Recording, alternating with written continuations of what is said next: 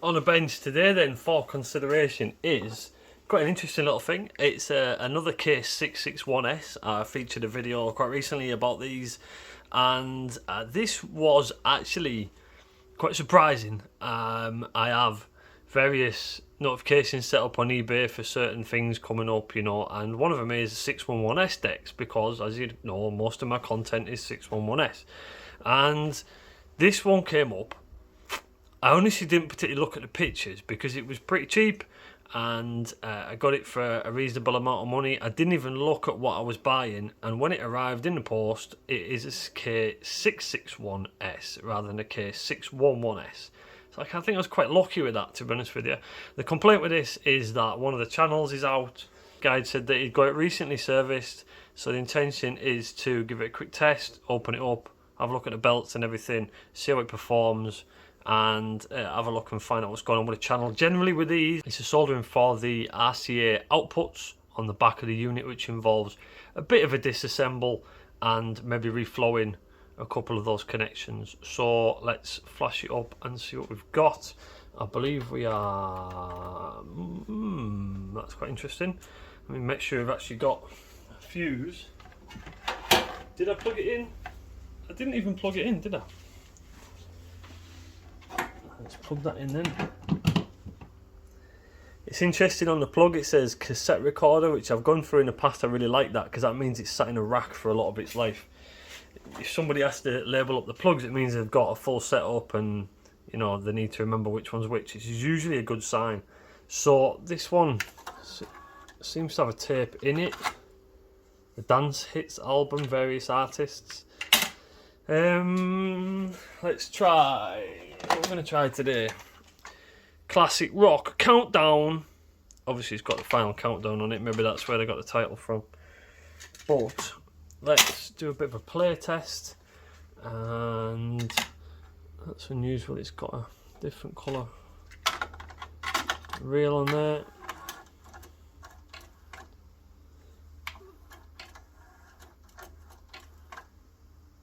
Seems to be playing.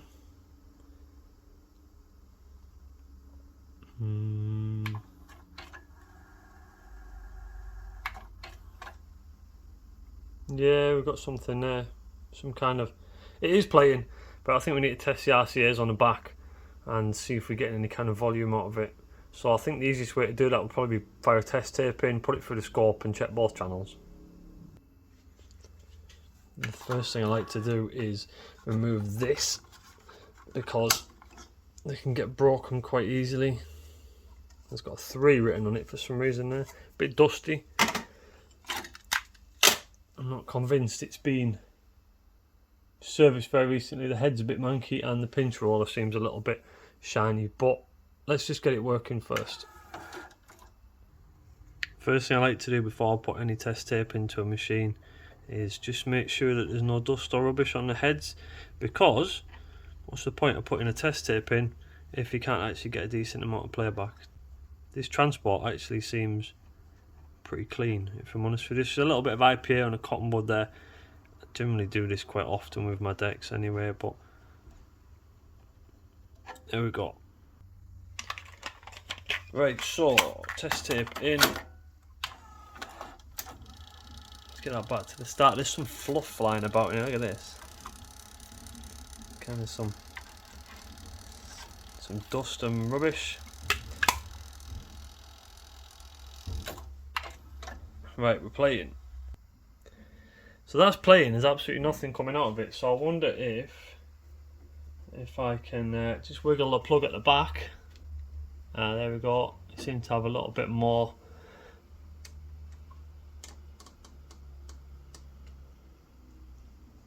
Yeah. And do a little bit of tweaking. That is there's the right channel. See if we can spread that out a little bit.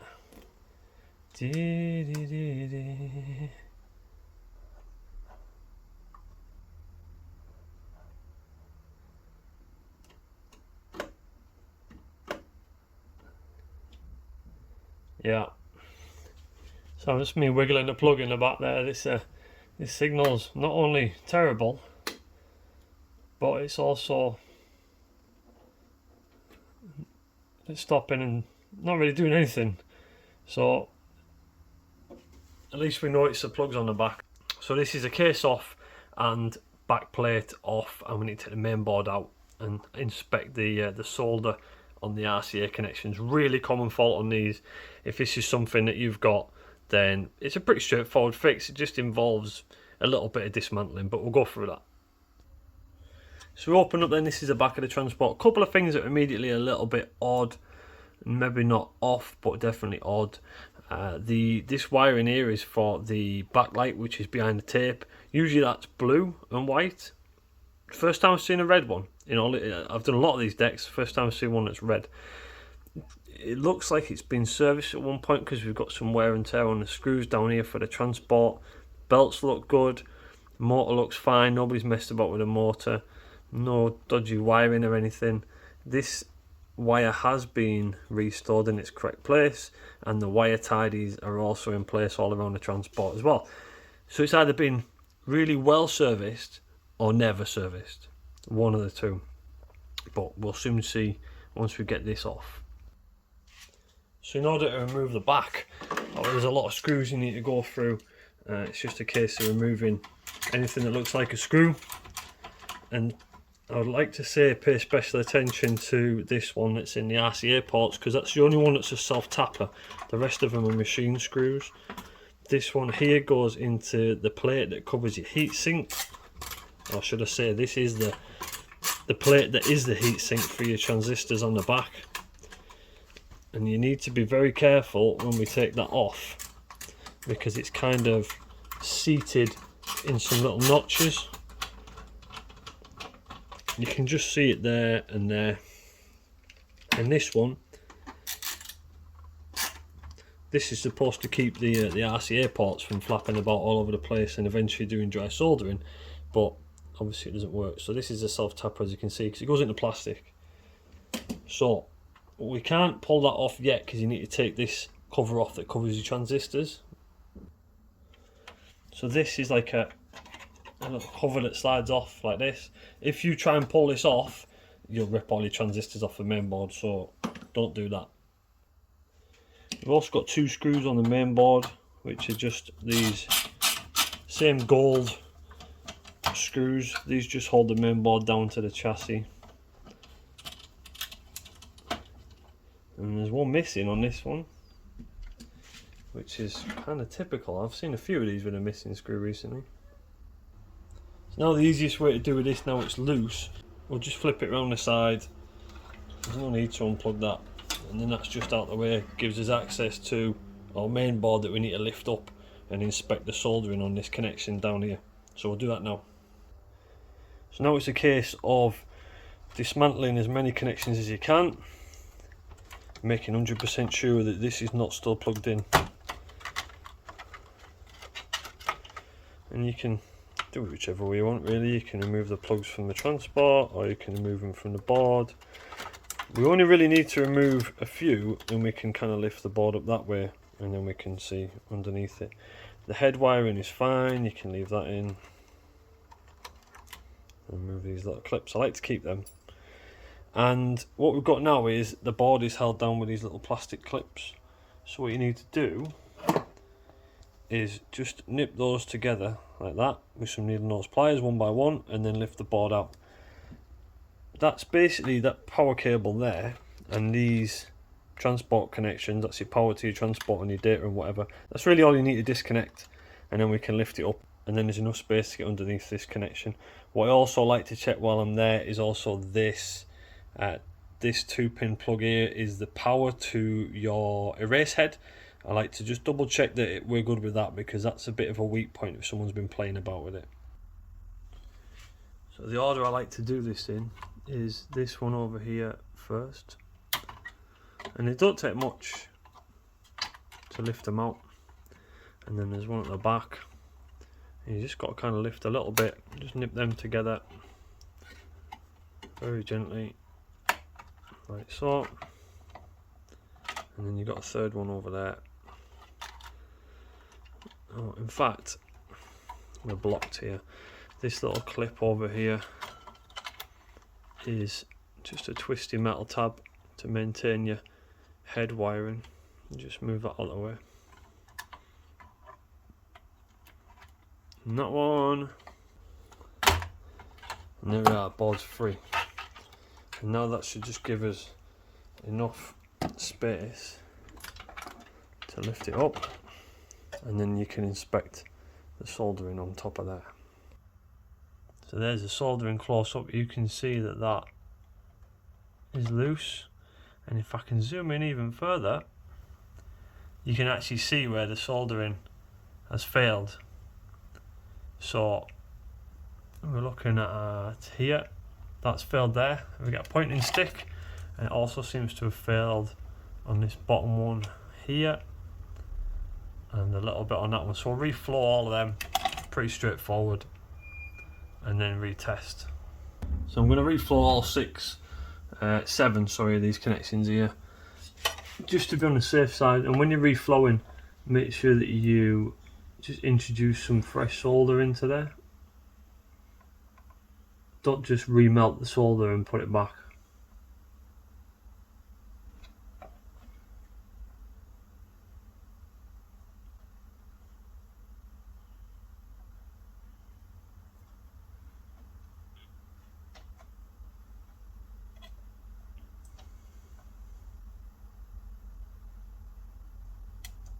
There we go. There we go. All done, nice simple job. So now it's just a case of eyeballing all the connections on the back. These do suffer from a bit of dry solder here and there. It's quite common on these decks, particularly on the plugs for the erase head, which is down here somewhere. I think it's that one there. All the ones with the black round them. Just have a good eyeball and make sure they're all alright. On this one I think we're good actually. If I just stick my nose in there. Yeah, that's all good. So it's just a case of just flipping over and then reassemble and test. And just make sure you sit the board back on these plastic connectors, and once they're all seated, you can basically just put a little bit of pressure and press it down. Don't forget your board screws. This one was missing down here, so I've got a spare. What I suggest you do with these, don't drop your screwdriver. What I suggest you do with these is do the outside edges first. And the reason being is the chassis kind of likes to flex. So if you don't do the outside edges first, sometimes you can never get this middle one to go in. I like to think by now you're still not plugged in, but you'd know about it. The self-tapper is for your RCAs. And this just fits in and acts as a heatsink for your main transistors, and then the screw goes through there from the back. And then power cable into your power supply. All these connectors need to go back into your transport. Don't worry too much about these because they're all different sizes, so there's no real chance of getting them mixed up. As long as they fit the plug, then you're laughing. What else did we unplug? Ribbon cable. This is for your display, so if you don't plug this in, you get no display. That's all it's there for though, so it will still work. It just won't tell you what's going on. Right, I think that's us all back in. Power supplies in, transport cables are in. I just need to rebend that cable tidy back around those wires from the head, so we're back to where we were. And of course our good old Sony cable tidies. I do like these. Just retains a little bit of originality, and it's tidy as well. If you're doing this on a VW Beetle, you'd put the original things back in, so why not like this? Right, let's give this a test. Alright then, so from that initial bit then we're back together, and if you look on the scope now, we've got a nice healthy signal. This is music that's playing. There's the left channel, there's the right channel. Happy days. So what we do need to do now, I think, we're going to pull this transport, give it a full service, because I don't know how long it's been since it's been serviced and cleaned and whatnot, and then I'm going to do a full calibration on it, azimuth, speed, all the rest of the good stuff, and just make sure everything's as it should be. So now we're confident it's working, then straight into the transport, disassemble, full set of belts, nice new pinch roller, because the worst thing on these transports is the pinch rollers. They kind of get a little bit of an angle on them and it causes poor playback and whatever else, so it's always better to get it sorted. Don't forget to inspect your capstans, make sure that they're not cracked. I had one in the other day that was full of cracks. This one's just a little bit dirty, I'd say. We'll get all the dirt off, all the muck, and rebuild. Somebody's definitely been in here before because there's remnants of an old belt on there.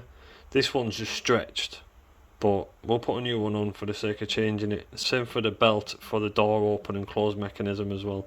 And not done a very good job at cleaning this, but we'll do better. You also notice I left quite a lot of belt gunk on the circuit board for the motors there. That's really nice of them. Not done a very good job in cleaning, whoever serviced this. Don't forget to remove your motor pulley and put a little bit of oil in your motor. Just wipe away any excess. Always good to have an old motor. And that is us rebuilt. Fresh belts, all nice and clean, all IPA'd, cleaned and re-greased and re-oiled. Beautifully fresh transport. We've got a nice fresh pinch roller in there and the heads are all clean as well. This is an example of what you're up against. Look at the state of that. Absolutely disgusting. And that is how, initially looks clean. That is what we're looking at. There we go, our transport's all nice and in now. Now we know that it works, let's sort out the speed of the motor. Let's have a look at the azimuth and put this through its final phase of a little bit of a cuddle, and then we can play some music. So now that's all back together then. There's not much left to do other than give it a quick calibrate. I've just done the speed, which is spot on, as you can see here. And had a bit of a move about in the workshop. The oscilloscope's up there out the way. This bloody great radio I thought was a good idea. I'd converted to Bluetooth and it takes up most of my space. However, the focus is on this today. We'll look at that another day. So let's do the azimuth and the head position, and then we'll levels and calibrate on the deck, and we're done. Alright, azimuth is looking good. Both channels are in sync there. That's one channel, second channel, both in sync horizontally. So azimuth is all set up and done. Happy with that. The best way I like to do playback and recording tests, and this also ensures that your deck's set up completely as well as it should be, is blank tape in, run the calibration procedure, and then see what that's doing on the screen. So in an ideal world with a Sony Type 1 tape, with the bias and the recording level knobs as close to central as possible, that should be giving us about dead on the meters, which means that this is calibrated chef's kiss, as perfect as we can possibly get it. Sony recommend this specific tape for doing your calibrations on a Type 1, which is an HF90. Good tapes. I use this tape simply for testing out the calibration of these decks. It's a brand new tape, that's all I use it for. It's got nothing else recorded on it. So that calibration test is testing so many things all at once for us as tinkerers. It's testing out, is your erase head working properly? Is your azimuth set up properly? Is the head alignment correct? Because you're getting the low and the high tones exactly as you should be for that bias and the volume set in the centre. Are these knobs working? Is your bias working? Is your Type 1 selector working? All this stuff can be all sorted out by this calibration thing here. It's such a handy tool for when we're working on these decks. So the last thing to do is I'm going to put some music into the input, set it to record, and then I'm going to flick backwards and forwards between the monitor and the playback, and we should have an exact replica of what we've been recording. And I'm going to go off. Obviously I can't do that on camera myself now because YouTube doesn't like me sharing other people's music, even though it's for research purposes. But that really draws a close to this deck. I'm confident this is 100% calibrated up now and we're all sorted, and all the things that we wanted to fix have been fixed, and it's a really clean deck inside as well. All the front panels nice and clean. So brings us to a close of another video. If you enjoyed this one, please like and subscribe, and if you're not subscribed, why not? You're going to miss out on all this great cassette content, albeit there's a lot of Sony content, but I do love these decks. They're great decks, and the playback and recording is absolutely outstanding for the price point and for the technology that's inside. So until the next time, ladies and gentlemen, I bid you adieu.